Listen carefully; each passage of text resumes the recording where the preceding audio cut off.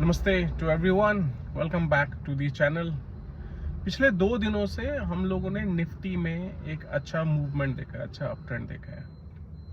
तो क्या अब हमको अपनी जो भी पोजीशंस हैं उस पे हमें लॉन्ग कर देना चाहिए अगर जो आपका फ्यूचर ऑप्शंस आते हैं, या हमको ये लगना चाहिए कि ये मार्केट में अच्छा मौका है जब इन्वेस्ट करना चाहिए? मैं इसमें दो चीज़ें आपको बताना चाहूँगा जिससे कि आपको थोड़ा सा मार्केट के बारे में अंडरस्टैंडिंग हो। देखिए, इंडिया का जो मार्केट है, स्टॉक मार्केट है, वो बहुत ज़्यादा ड्राइव होता है कहीं ना कहीं यूएस मार्केट से। यूएस मार्केट में एक अच्छी खासी अप ट्रेंड के बाद एक डाउन ट्रेंड का मूवमेंट स्टार्ट हो चुका है। उसके मेजर रीजंस आपको पता है कि एक तो जब से डोनाल्ड ट्रंप आए हैं उन्होंने काफ़ी सारी एक्टिविटीज़ जो करी हैं, चाहे वो टैरिफ के रिलेटेड है, चाहे अब वो ईरान के अगेंस्ट वॉर है, इसकी वजह से जो क्रूड की प्राइसेस हाई हो चुके हैं, ये सब चीज़ें फैक्टर हैं जिसकी वजह से मार्केट यूएस का काफ़ी वोलेटाइल है और एक डाउनवर्ड ट्रेजेक्ट्री की तरफ चल रहा है। इंडियन मार्केट का बहुत ज़्यादा इम्पैक्ट क्रूड की वजह से भी होगा, क्योंकि हमें पता है कि क्रूड में एक थोड़ा सा डिक्लाइन आया है बिकॉज ऑफ जहाँ पे डोनाल्ड ट्रंप ने कहा है कि अब वो ईरान के साथ वॉर नहीं करना चाहते हैं।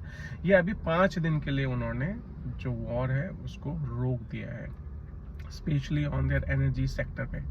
लेकिन ईरान की तरफ से ऐसा कोई भी न्यूज़ नहीं आया जहाँ पे कि they are ready to do a talk with US.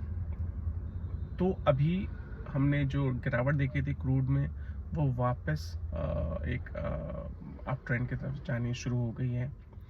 Crude की वजह से हमें अपने इंडिया में भी दिख रहा है कि कई जगहों से न्यूज़ आ रही है जहाँ पे कि क्रूड की अवेलेबिलिटी, फ्यूल की अवेलेबिलिटी बहुत कम हो गई है, रिस्ट्रिक्टेड हो गई है, लाइन बहुत लंबी लग रही है।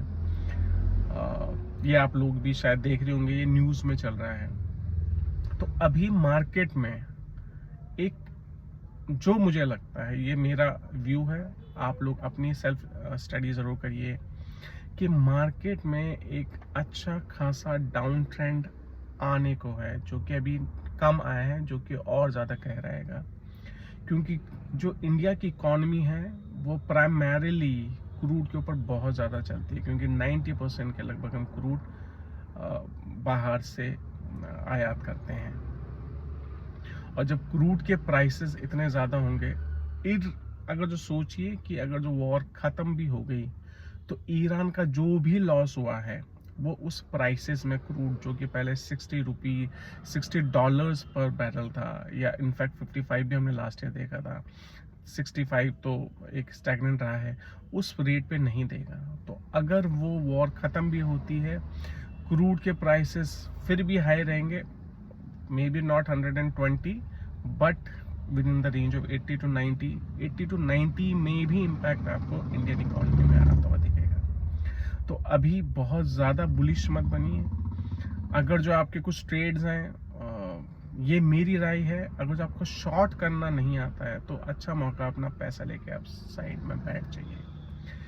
लेकिन अगर जो शॉर्ट करना आता है तो ये बहुत अच्छा मार्केट है। ये मैं बहुत समय से बोल रहा हूँ कि इस मार्केट में जिसको फ्यूचर एंड ऑप्शंस आता है वो अच्छा पैसा बना सकते हैं अगर वो अपनी ग्रीड पे कंट्रोल करते हैं।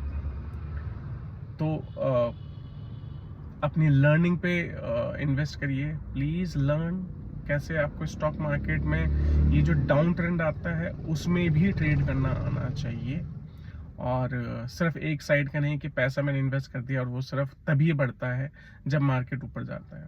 तो ये अभी जो सिचुएशन चल रही है वो रोलर कोस्टर वाली सिचुएशन चल रही है, जहाँ पे कि मार्केट थोड़ा सा ऊपर आ रहा है पर फिर वो डाउन हो जा रहा है, और अभी अपवर्ड जाना मेरे हिसाब से बहुत मुश्किल है।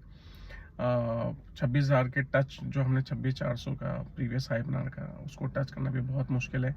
और 2024 से सितंबर से आज हम 26 मार्च और 26 तारीख भी आज, तो 26 मार्च 2026, 1.5 साल से ऊपर हो चुका है। मार्केट उस स्टेज पे भी नहीं आया जो कि पहले था। तो ये बहुत अच्छा मौका है जब आपको अपनी लर्निंग पे ध्यान देना चाहिए स्टॉक मार्केट में शॉर्ट करना भी आना चाहिए। So thank you so much. I hope आपको वीडियो पसंद आएगा। थोड़ा सा लंबा हुआ वीडियो, पर ये नॉलेजेबल था इसलिए मुझे लगा आपको शेयर करना चाहिए। Thank you.